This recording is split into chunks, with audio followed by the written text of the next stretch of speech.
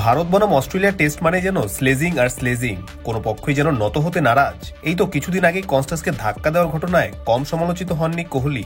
তবে এবার ভারতীয় ক্রিকেটারদের অতিমাত্রায় উদযাপনে চটেছেন অস্ট্রেলিয়ার কোচ অ্যান্ড্রু ম্যাকডোনাল্ড। অস্ট্রেলিয়ান এই কোচের মতে স্বাস্থ্য সম্ভাবনা নেই বলে ভারতীয় ক্রিকেটাররা মাঠে যা ইচ্ছা তাই করছে।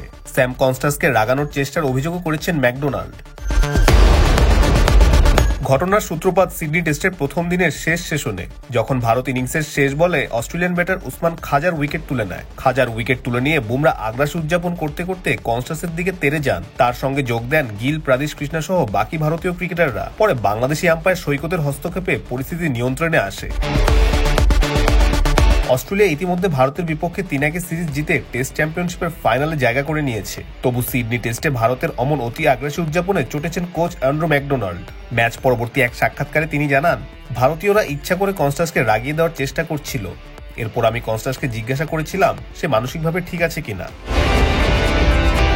কিন্তু ম্যাচ ফুটেজ দেখলে বোঝা যায় খাজার উইকেট তুলে নেওয়ার ঠিক আগের বলেই বুমরাকে কিছু একটা বলে খেপিয়ে তুলেছিলেন তরুণ স্যাম কনস্টাস। এরপর বুমরাও পরক্ষণে তেড়ে এসে উত্তপ্ত বাক্য বিনিময় শুরু করে। সে সময়ও বাংলাদেশি অনফিল্ড আম্পায়ার শরফুদ্দুল্লাহ ইবনে সৈকতকে দেখা যায় দুপক্ষকে শান্ত করে পরিস্থিতি নিয়ন্ত্রণে আনতে। এরপরের বলেই খাজার উইকেট তুলে নিয়ে উল্লাসে ফেটে পড়ে ভারতীয়রা। এদিকে কোচ ম্যাকডোনাল্ডের মতে আইসিসির বিষয়টি দেখা উচিত। কোনো শাস্তি বলে মাঠে যেভাবে খুশি সেভাবে উদযাপন করা যায় না।